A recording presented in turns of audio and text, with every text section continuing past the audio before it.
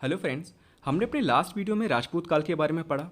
हमने देखा कि राजपूत काल के समय में कौन कौन से राजपूत वंश आए, उन्होंने कहाँ कहाँ पर अपना अधिकार किया, उनकी उत्पत्ति कैसे हुई, उनके शक्तिशाली शासक कौन से रहे, उन्होंने अपनी राजधानी कहाँ बनाई। ये सारी चीज़ें हमने पढ़ी थी अपने लास्ट वीडियो में।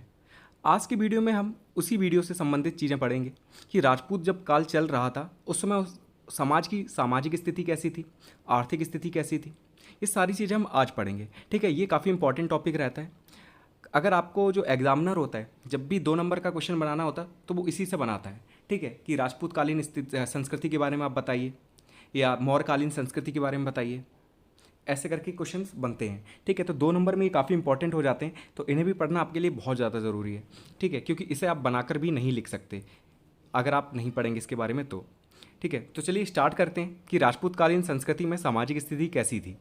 राजपूतकालीन वर्ण व्यवस्था व आधुनिक वर्ण व्यवस्था में काफ़ी समानता है।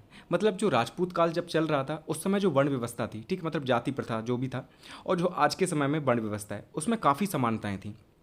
प्राचीन काल से चले आ रहे वर्णों के अतिरिक्त राजपूत काल में अनेक नवीन उपजातियों का प्रादुर्भाव हुआ। मतलब कई और जो उपजातियां थी उनकी उत्पत्ति हुई थी उस समय में। इस काल के लोगों के व्यवसाय के नाम पर उनकी जाति का नाम पड़ गया था। मतलब उस समय जो लोग कार्य करते थे उसी नाम पर उनकी जाति का नाम रख दिया गया था। जैसे अगर कोई सोने का काम करता है, ठीक है, सोने चांदी का काम करता है तो उसे स्वर्णकार कहा जाता है उस समय। ठीक है, तो वैसे ही उसका नाम रख दिया जैसे वो काम करता है। जैसे लोहे का काम करता है तो उसे लोहार कहा जाता है। राजपूत काल में बहुविवाह की प्रथा थी। मतलब एक व्यक्ति कई विवाह कर सकता था उस समय। इस युग में बाल विवाह का भी प्रचलन था। मतलब छोटे छोटे बच्चों का भी विवाह कर दिया जाता था, तो बाल विवाह का भी प्रचलन था उस समय। समाज में जौहर तथा सती प्रथा भी प्रचलित थी।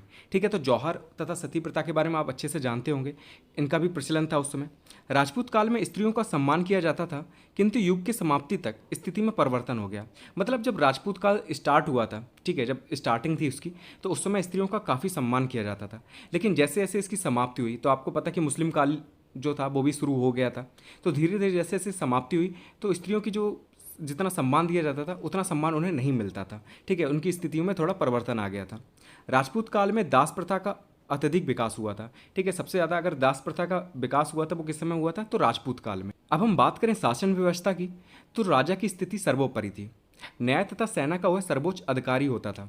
ठीक है, तो शासन व्यवस्था की अगर हम बात करें कि शासन कौन चलाता था, तो राजा की जो स्थिति थी वो सबसे ऊपर रखी जाती थी। ठीक है, वही सबसे ऊपर रहेगा। मतलब जो भी डिसीजन बोलेगा वो सबको वो मानना पड़ेगा। ठीक है, वो सबसे बड़ा अधिकारी भी है। न्याय की अगर बात की जाए तो न्यायाधीश भी आप राजा को कह सकते हैं कि वो जो न्याय करेगा वही माना जाएगा। ठीक है, तो सबसे ऊपर स्थिति किसकी रखी जाती थी, राजा की रखी जाती थी शासन व्यवस्था में।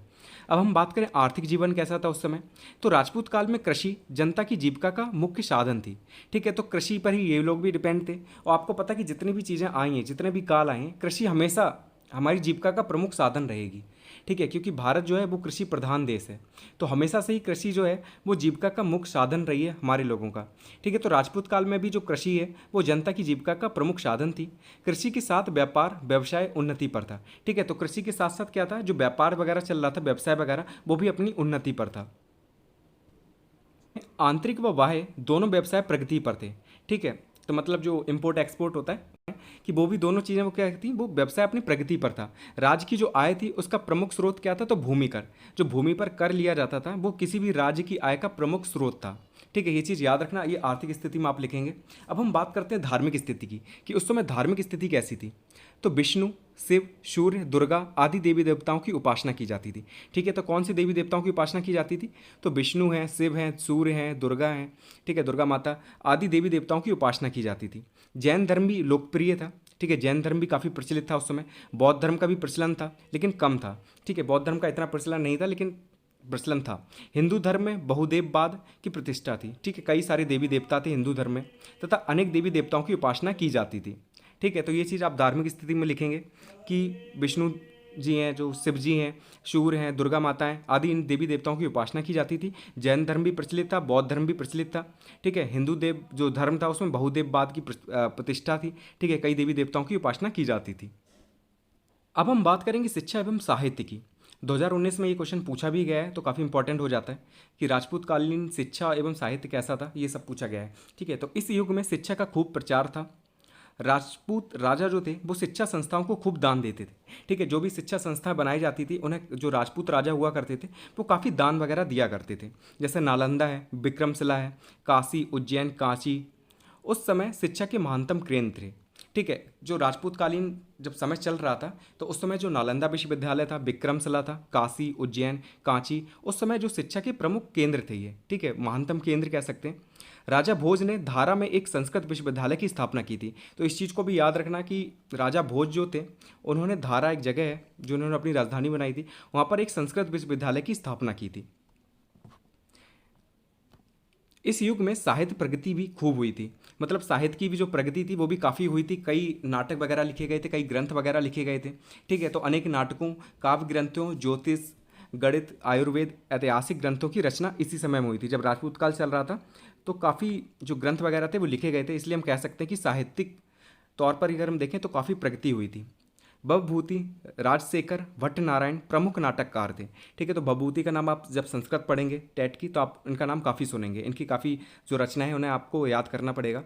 तो राजशेखर जो है, भवभूति हैं और जो भट्टनारायण हैं, इन ये प्रमुख नाटककार थे उस समय के। माघ, श्रीहर्ष, जयदेव इस युग के प्रमुख विख्यात कवि थे। ठीक है, तो जो श्रीहर्ष थे, माघ थे और जयदेव थे ये फेमस कवि थे उस समय के। अब हम कुछ रचनाएं देख लेते हैं और कुछ लेखक देख लेते हैं। ठीक है, कि कौन से लेखक ने कौन सी रचना लिखी है। कई बार ये क्वेश्चन में पूछा जाता है। ठीक है, एक एक नंबर में ये क्वेश्चन कई बार पूछे जाते हैं। तो कर्पूर मंजरी जो है आपकी वो राजशेखर ने लिखी है, याद रखिएगा। कर्पूर मंजरी किसने लिखी है? तो राजशेखर ने। बेड़ी संगार जो है वो लिखी है भट्टनारायण ने। भवभूति की कौन सी है? उत्तर रामचरितम और महावीर चरितम, ये दोनों ही भवभूति की हैं। ठीक है, और तीसरी कौन सी है? मालती माधवम। ये तीनों ही किसकी हैं? भवभूति की हैं।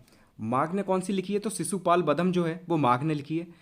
और नैषधीय चरितम श्री हर्ष की है और गीत गोविंद लिखी है आपकी जयदेव ने। ठीक है, तो इन सभी के नाम आप याद रख लेना। ठीक है, याद आपको करने ही पड़ेंगे क्योंकि एक नंबर में क्वेश्चन पूछा जा सकता है कि गीत गोविंद किसने लिखी है। तो गीत गोविंद किसने लिखी थी? जयदेव ने लिखी। 2019 में ये पूछा भी गया था। नैषधीय चरितम किसकी रचना है? तो श्री हर्ष की है। शिशुपाल बदम किसकी है? तो माघ की है। मालती माधवम, महावीर चरितम और उत्तराम चरितम ये तीनों ही किसकी हैं? भवभूति की हैं। और बेड़ी संहारम किसने लिखी है? तो भट्टनारायण ने लिखी है। और कर्पूर मंजरी किसने लिखी है? तो राजशेखर ने लिखी है। अब हम बात करेंगे कला एवं स्थापत्य की, कि राजपूत काल के समय में कला एवं स्थापत्य का क्या स्थान था, कैसी थी। ठीक है, 2016 में ये क्वेश्चन पूछा गया है, इसलिए ये भी इंपॉर्टेंट है, इसे भी आपको याद रखना पड़ेगा कि राजपूत युग में स्थापत्य कला की विशेष प्रगति हुई। जब राजपूत काल चल रहा था उस समय स्थापत्य कला की विशेष प्रगति हुई। इस युग में निर्मित किले व मंदिर भारतीय कला की उत्कृष्ट उदाहरण है। ठीक है, इस समय में काफ़ी मंदिर वगैरह बनाए गए थे, कई किलों का निर्माण किया गया था। तो वो क्या थे? वो भारतीय कला की उत्कृष्ट उदाहरण है। ठीक है, स्थापत्य कला की उत्कृष्ट उदाहरण है। चित्तौड़, ग्वालियर, मांडू, कलिंजर, रणथंभौर, जोधपुर आदि के किले आज भी अपना मस्तक उठाए हुए हैं। ठीक है, अगर आप ग्वालियर का किला देखेंगे, चित्तौड़ का किला देखेंगे तो आपको लगेगा ही नहीं कि ये इतने पहले समय में बने हुए थे, कि कैसे इन्होंने बना दिए। उस समय ना मशीनें थी ना कुछ थी, लेकिन काफ़ी अच्छे तरीके से ये बनाए गए हैं। ठीक है, तो ये क्या है कि आज के समय में स्थापत्य कला के विशेष उदाहरण है ये उस समय के। ठीक है, राजपूत राजाओं को मंदिर बनवाने का विशेष शौक था। मतलब जितने भी राजपूत राजा हुए हैं वो क्या करते थे? अपना अपना कोई ना कोई मंदिर बनवा देते थे। और मंदिर इसलिए भी बनाते थे कि उससे क्या होता है, किसी भी राजा की पहचान होती थी कि उन्होंने ये किला बनवाया, कि उस समय कला का क्या रोल था। ठीक है, तो उससे क्या होती थी? राजा की पहचान होती थी कि जो किले बनवाए जाते थे कि कितना अमीर राजा था।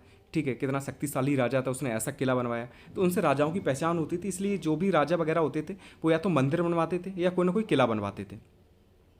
भुवनेश्वर में लिंगराज मंदिर, खजुराहो के जो मंदिर हैं वो चंदेल शासकों ने बनवाए हैं। ठीक है, अगर पूछा जाए कि खजुराहो के मंदिर किसने बनाए हैं तो चंदेल शासकों ने बनवाए हैं। ठीक है, माउंट आबू पर दिलवाड़ा जैन मंदिर जो है आपका, गिरनार के जैन मंदिर, उड़ीसा में जगन्नाथ मंदिर, एलोरा का कैलाश मंदिर, मलमपुरम का रथ मंदिर, बेलूर का मंदिर आदि प्रमुख हैं।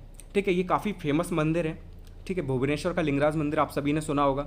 खजुराहो के जो मंदिर हैं आपके चंदेल शासकों ने बनवाए थे वो भी काफ़ी फेमस हैं। माउंट आबू जो है वो अरावली की सबसे ऊंची चोटी है। यहाँ पर दिलवाड़ा जैन मंदिर है, ये भी काफ़ी फेमस है। तो ये सारे मंदिर जो हैं वो राजपूत राजाओं ने ही बनवाए हैं। ठीक है, तो ये काफ़ी फेमस है, इनके नाम आप याद रखना। मिलते हैं फिर नेक्स्ट वीडियो में नेक्स्ट टॉपिक के साथ। Thank you so much for watching this video.